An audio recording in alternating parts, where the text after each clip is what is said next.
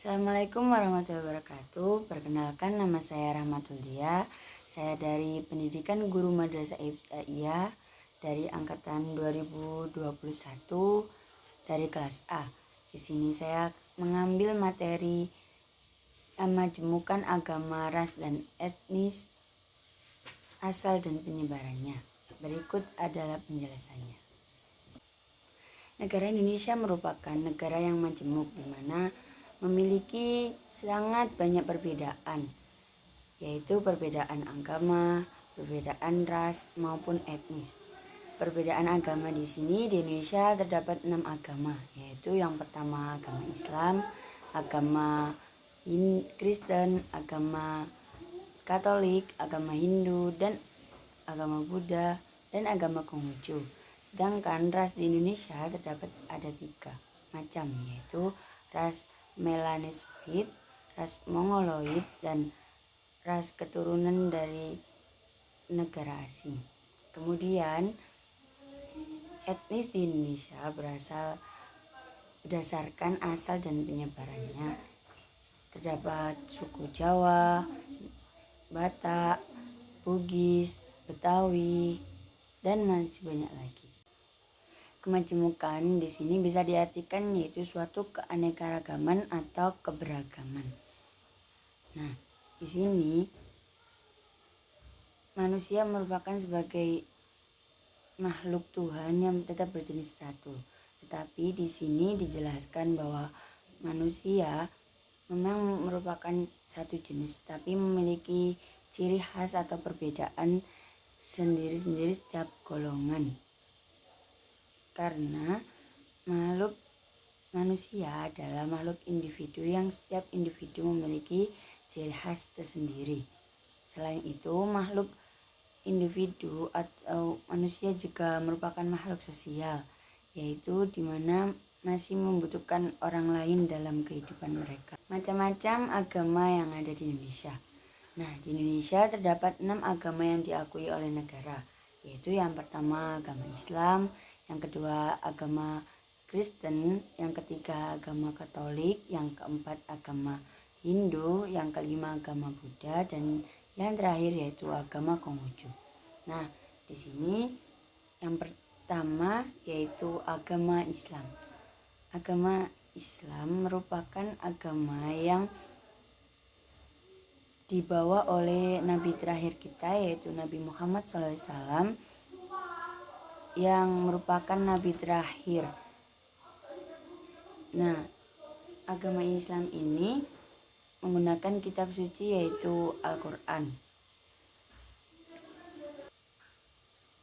Agama Islam masuk pada abad yaitu 610 Masehi, dan terdapat hari-hari besar pada agama Islam, yaitu seperti Hari Raya Idul Adha, Hari Raya Idul Fitri, puasa Ramadan, dan masih banyak lagi.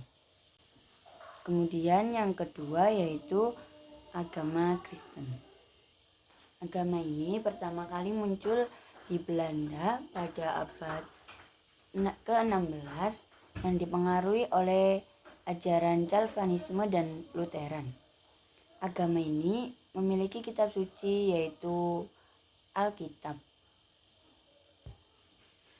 yang terdiri dari 66 bagian yang terbagi menjadi 2 bagian, yaitu 39 yang masuk ke dalam Perjanjian Lama dan 27 yang masuk ke dalam Perjanjian Baru. Nah, hari besar pada agama Kristen yaitu ada Natal, Hari Paskah, yaitu perayaan yang dilakukan untuk memperingati kebangkitan Yesus. Kemudian ada Pentakosta, yaitu perayaan untuk memperingati Roh Kudus yang dilakukan 50 hari setelah Hari Paskah. Kemudian ada kenaikan Isa Al-Masih dan wafat Isa Al-Masih. Kemudian agama yang ketiga yaitu agama Katolik. Agama ini pertama muncul pada Kepulauan Maluku dengan adanya kedatangan bangsa Portugis ke Indonesia untuk mencari rempah-rempah pada rakyat Maluku juga menjadi penganut agama Katolik pertama di Indonesia. Nah, kitab suci agama Katolik. Untuk penamaan kitab suci agama Katolik sama dengan penamaan kitab suci agama Kristen Protestan, yaitu Alkitab. Alkitab dalam ajaran agama Kristen Katolik dibagi menjadi 73 kitab, yang dibagi lagi menjadi 46 yang masuk ke dalam perjanjian lama dan 27 yang masuk perjanjian baru. Hampir sama dengan Alkitab, Kristen Protestan, perjanjian lama dan perjanjian baru pada Alkitab atau kitab suci agama Katolik. Pada perjanjian lama dibagi menjadi 4 bagian, sedangkan pada perjanjian baru dibagi menjadi 5 bagian. Kemudian hari-hari besar agama Katolik, yaitu yang pertama Natal, seperti halnya dengan agama Kristen Protestan. Kemudian yang kedua yaitu Hari Raya Santa Perawan Maria, merupakan perayaan yang dilakukan untuk memperingati kepercayaan gereja bahwa Bunda Maria dikandung tanpa noda yang jatuh pada tanggal 8 Desember. Kemudian sama seperti Kristen Protestan, yaitu hari kenaikan Isa Al-Masih. Kemudian ada Trihari Suci Paskah. Kemudian agama yang keempat yaitu agama Hindu. Nah, agama Hindu pertama kali datang ke Indonesia berawal dari perdagangan yang terjadi pada sekitar awal abad keempat. Kemunculan agama Hindu ini ditandai dengan berdirinya kerajaan Kutai dan Tarumanegara yang menganut nilai-nilai Hindu. Kemudian kitab suci agama Hindu yaitu Weda. Nah, kitab Weda ini berasal dari bahasa Sanskerta yang memiliki arti vid, yaitu pengetahuan, sedangkan Weda atau Veda memiliki makna sebagai ilmu pengetahuan suci yang maha sempurna dan kekal, abadi, serta berasal dari Yang Widiwasa. Kitab Weda ini dalam pembagiannya dibagi menjadi 2, yaitu yang pertama kitab Weda Sruti yang di dalamnya mengenai wahyu, dan Weda Smriti yang di dalamnya merupakan pedoman atau manual yang bersumber dari Weda Sruti. Nah, kemudian hari-hari besar agama Hindu, yaitu yang pertama ada Hari Raya Nyepi, merupakan yang dilakukan untuk memperingati tahun baru Saka yang dilakukan 1 tahun sekali. Kemudian yang hari raya, maksudnya hari besar kedua, yaitu Kuningan. Kuningan merupakan hari suci yang setiap 6 bulan sekali yang jatuh tepat setelah 10 hari perayaan Hari Galungan. Kemudian hari besar ketiga yaitu Galungan yang dirayakan setiap 6 bulan sekali sebagai hari suci yang dilakukan sebagai perayaan kemenangan. Kemudian agama yang kelima yaitu agama Buddha. Nah, sejarah agama Buddha. Nah, sejarah datangnya masuknya agama Buddha di Indonesia terjadi pada abad ke-5 Masehi. Hal tersebut dilihat dari peninggalan prasasti-prasasti yang ditemukan. Agama Buddha pertama kali diperkirakan dibawa oleh Pangelana Fa Shen yang berasal dari Cina. Kemudian ditandai dengan berdirinya Kerajaan Sriwijaya pada abad ke-7. Kemudian kitab suci agama Buddha. Nah, kitab suci agama Buddha ini biasanya disebut dengan Pitaka atau keranjang. Nah, Pitaka terbagi menjadi 3 kelompok, yaitu terdiri dari Vinaya Pitaka, Sutta Pitaka, dan Abhidhamma Pitaka. Abhidhamma Pitaka terdiri dari 7 buku, yaitu Dhamma Sanggani, Vibhanga, Datukata, Punggalapanati, Katavatu, Yamaka, dan Patana. Kemudian hari besar agama Buddha. agama Buddha. Yang pertama yaitu Hari Waisak yang dilakukan oleh para pemegang agama Buddha dalam memperingati kelahiran Buddha. Kemudian yang kedua yaitu Hari Magha.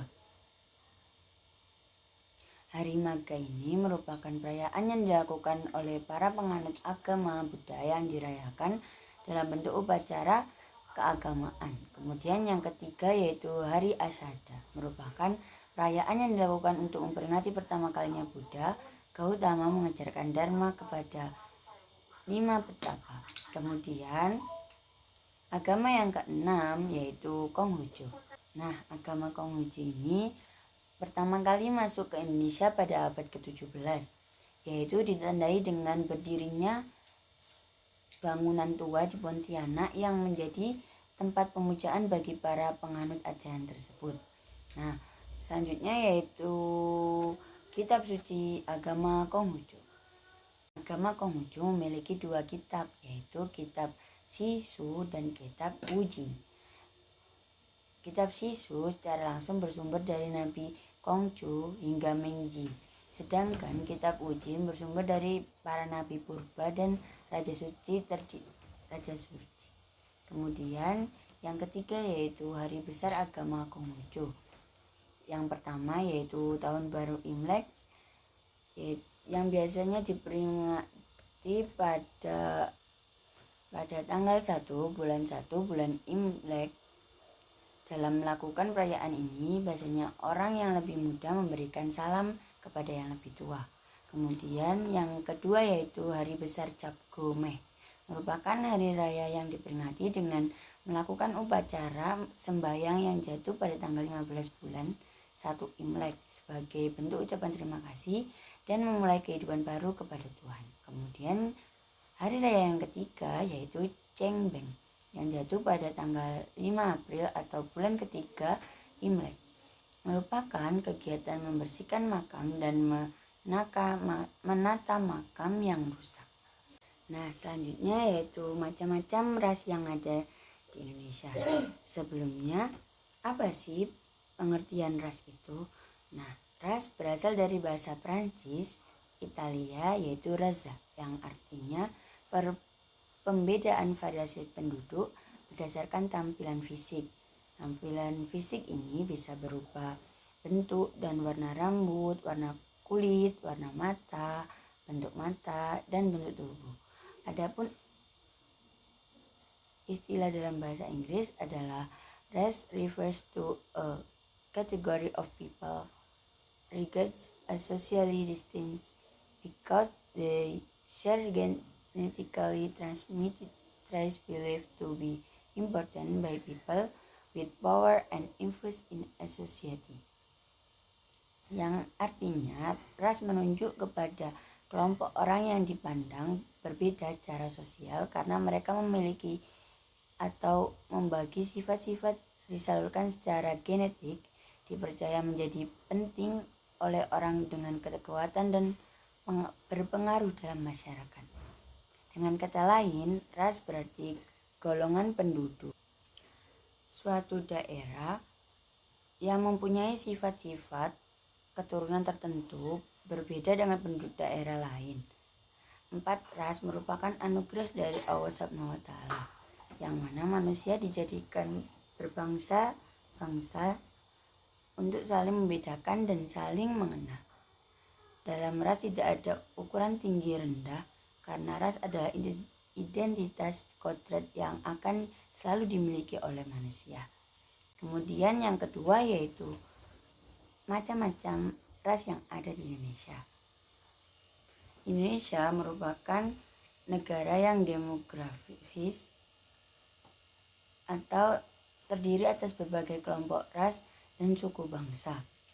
Ras Melayu merupakan ras yang dominan yang ada di Indonesia, tetapi kelompok ras lainnya muncul seiring dengan prestasi-prestasi mereka dalam berbagai bidang. Munculnya ras minoritas di Indonesia akibat adanya asimilasi kebudayaan dari beberapa bangsa Indonesia sendiri. Indonesia juga memiliki ras berkarakteristik seperti kulit hitam di Amerika yaitu Papua, pada negara Indonesia beberapa jenis ras yang ada yaitu antara lain yang pertama yaitu ras Melanosoid atau Negro Melanesia. Nah, suku bangsa yang termasuk dalam ras ini yaitu ada Papua dan Maluku. Kemudian yang kedua yaitu Mongoloid, Melayu atau Melayu. Jenis ras Indonesia terletak di wilayah Indonesia bagian tengah dan barat. Kemudian yang ketiga yaitu keturunan asing.